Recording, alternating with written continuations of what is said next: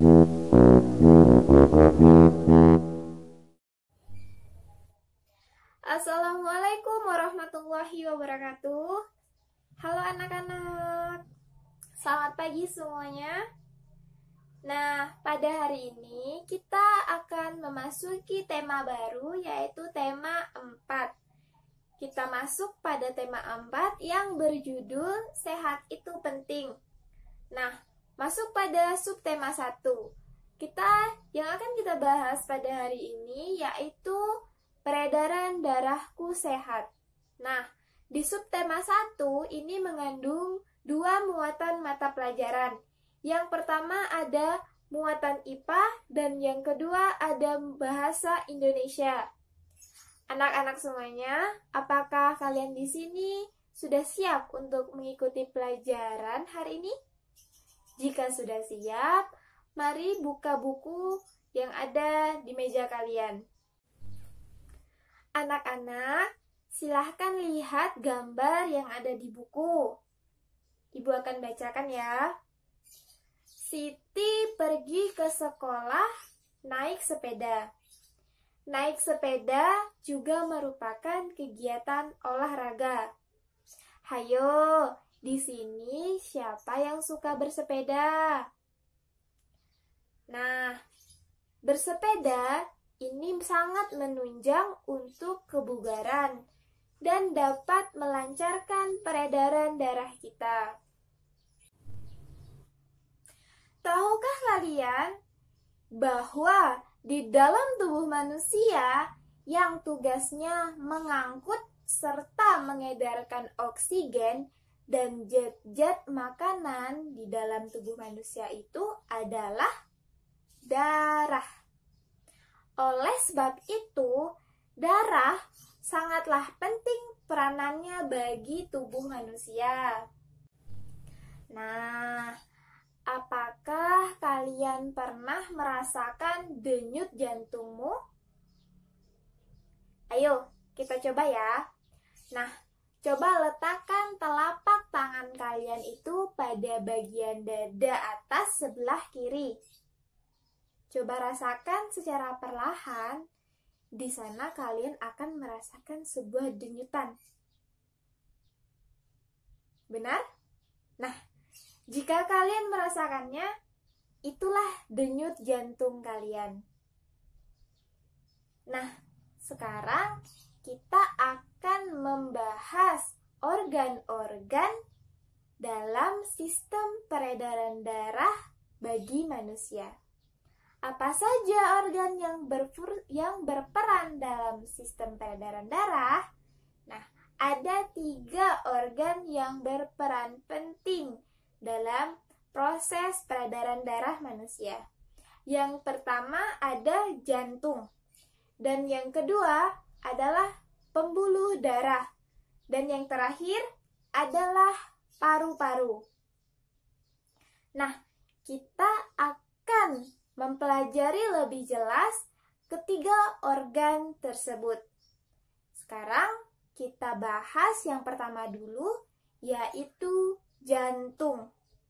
Ada yang tahu apa fungsi dari jantung? Nah, jantung berfungsi memompa darah ke seluruh tubuh manusia. Nah, jantung ini pada saat memompa darah, ia melakukan kontraksi dan relaksasi, sehingga jantung kita itu berdenyut. Jadi, pada saat jantung kita ini berdenyut, nah, disitulah jantung mengambil peran, yaitu ia sedang memompa darah ke seluruh tubuh kita dengan cara berkontraksi dan berelaksasi. Nah, kemudianlah menyebabkan jantung kita itu berdenyut. Nah, di mana letak jantung? Ada yang tahu? Nah, jantung itu terletak di bagian rongga dada sebelah kiri. Nah, kira-kira ukuran dari jantung setiap manusia itu adalah sebesar kepalan tangan manusia itu sendiri. Nah, jadi kira-kira jantung ibu yaitu sebesar kepalan tangan ibu.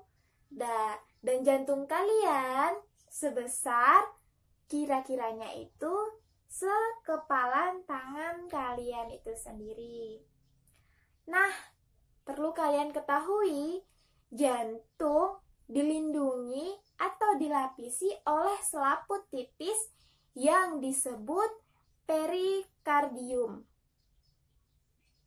Sekarang kita lanjut membahas pada bagian jantung.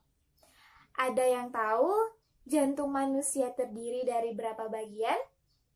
Ayo, pasti penasaran ya? Nah, jantung manusia itu terdiri dari serambi dan bilik. Kalian perhatikan gambar yang ada di buku. Nah, jantung manusia terdiri dari serambi dan bilik. Ada 2 ya berarti? Eits, tidak 2. Dengarkan penjelasan selanjutnya ya. Nah, coba kalian lihat yang ditandai pada buku tersebut. Nah, yang ditandai dengan warna merah itu disebut serambi kanan. Sedangkan yang ditandai dengan warna hijau itu disebut dengan serambi kiri. Kemudian, yang ditandai dengan warna biru itu disebut bilik kanan, dan yang ditandai dengan warna kuning itu adalah bilik kiri. Nah, jadi ada berapa bagian dari jantung? Nah, jantung terdiri dari 4 bagian, yaitu ada serambi kanan, ada serambi kiri, ada bilik kanan, dan ada bilik kiri. Nah, jadi dari ke-4 bagian jantung tersebut, mereka semua memiliki fungsi dan peranannya tersendiri. Mau tahu apa fungsi dari bilik kanan, bilik kiri, serambi kanan, serambi kiri? Nah, untuk itu dengarkan penjelasan ibu ya. Nah, fungsi dari serambi kanan adalah menerima darah kotor. Darah kotor itu seperti apa? Yaitu darah yang banyak mengandung karbon dioksida dari seluruh tubuh. Kemudian serambi kiri. Serambi kiri ini berfungsi menerima darah bersih, yaitu darah yang banyak mengandung oksigen dari paru-paru.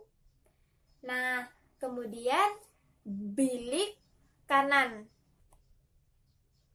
Bilik kanan itu berfungsi memompa darah kotor ke paru-paru untuk dibersihkan. Nah, tadi kan darah kotor yang dibawa dari dalam seluruh tubuh itu dikirim ke paru-paru. Nah, darah yang banyak sekali karbon dioksidanya itu dikirim ke paru-paru untuk dibersihkan, sehingga nantinya darah yang sudah dibersihkan itu yaitu adalah darah bersih, darah yang banyak mengandung oksigen. Nah, yang terakhir yaitu bilik kiri. Apa fungsi dari bilik kiri? Nah, fungsi dari bilik kiri ini adalah memompa darah yang bersih itu ke darah yang telah banyak mengandung oksigen ke seluruh tubuh. Nah, itulah fungsi dan peranannya dari bagian-bagian jantung yang kita bahas. Jadi, apakah di sini kalian sudah mengerti bagian-bagian dari jantung dan fungsinya? Nah, perlu menjadi catatan. Nah, tadi kan ada 4 bagian jantung. Nah, di 4 bagian jantung tersebut ada yang namanya katup. katup. Apa ya katup? Nah, katup ini berfungsi agar darah kotor tadi, darah yang banyak mengandung karbon dioksida, tidak tercampur dengan darah bersih, yaitu darah yang banyak mengandung oksigen. Nah, jadi itulah fungsi dari katup. Dia itu seperti penutup yang membatasi antara darah kotor dan darah bersih agar tidak tercampur. Jadi, darah yang bersih tadi atau darah yang banyak mengandung oksigen itu berada pada serambi kiri dan bilik kiri. Sementara darah kotor itu berada pada serambi kanan dan bilik kanan. Kedua darah ini tidak akan pernah tercampur karena adanya katup.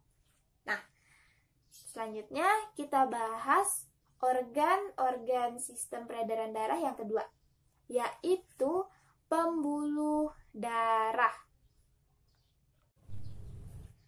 Pembuluh darah merupakan tempat saluran untuk mengalirnya darah dari jantung ke seluruh tubuh dan dari seluruh tubuh kembali lagi ke jantung. Nah, jadi di dalam tubuh kita ini darah mengalir ada tempatnya, yaitu saluran pembuluh darah. Nah, coba kalian perhatikan pada gambar yang ada di buku. Nah, sudah lihat kan gambar yang ada di buku? Nah, kalian perhatikan di buku tersebut ada gambar-gambar yang terlihat seperti benang-benang. Nah, itulah yang disebut dengan pembuluh darah. Nah, untuk pembuluh darah ini dibagi menjadi 3. Yang pertama, pembuluh nadi atau yang sering disebut arteri. Nah, pembuluh nadi ini yang digambar tersebut bisa kalian lihat ia berwarna merah. Nah, pembuluh nadi ini berfungsi untuk mengalirkan darah keluar dari jantung. Nah, yang kedua ada pembuluh balik atau yang sering disebut vena. Nah, pembuluh balik ini ia berfungsi membawa kembali darah kembali ke jantung. Nah, bisa kalian lihat pada gambar pembuluh vena ini yang berwarna kebiru-biruan. Nah, yang ketiga adalah pembuluh kapiler. Nah, pembuluh kapiler ini adalah pembuluh yang sangat halus dan bercabang-cabang. Ia menghubungkan antara pembuluh nadi dan pembuluh balik. Nah, jadi antara pembuluh nadi dan pembuluh balik itu ada yang bercabang-cabang dan yang menghubungkan antara keduanya itu disebut dengan pembuluh kapiler. Nah, selanjutnya organ yang terakhir yaitu paru-paru. Perlu kita ketahui, paru-paru juga mengambil peranan penting dalam sistem peredaran darah. Nah, paru-paru ini berperan sebagai penyuplai oksigen ke dalam darah. Nah, darah yang dibawa dari seluruh tubuh tidaklah lagi mengandung banyak oksigen, tetapi banyak mengandung karbon dioksida. Nah, darah tadi dipompa ke paru-paru, sehingga dari darah yang dipompa dari paru-paru tersebut, yang awalnya darah yang banyak mengandung karbon dioksida, kini telah bersih dan menjadi darah yang banyak mengandung oksigen. Nah, kemudian diedarkanlah ke seluruh tubuh. Nah, bagaimana pas pada saat apa proses peredaran darahnya itu? Yaitu pada saat kita melakukan pernapasan atau respirasi. Nah, anak-anak, dalam sistem peredaran darah dalam tubuh manusia itu dibagi menjadi dua, yaitu sistem peredaran darah besar dan sistem peredaran darah kecil. Bisa kalian perhatikan gambar di buku urutan-urutan dari kedua sistem peredaran darah tersebut. Nah, yang pertama urutan dari sistem peredaran darah besar. Nah, urutannya dari bilik kanan ke arteri pulmonalis, lalu ke paru-paru, kemudian ke vena pulmonalis, dan berakhir di serambi kiri. Nah, untuk urutan dari peredaran darah kecil yaitu, jadi urutannya dari bilik kiri menuju aorta, menuju arteri, menuju seluruh tubuh, kemudian menuju vena, dan berakhir pada serambi kanan. Nah, anak-anak, coba kalian lihat pantun yang dibacakan oleh anak yang terdapat di dalam buku tersebut.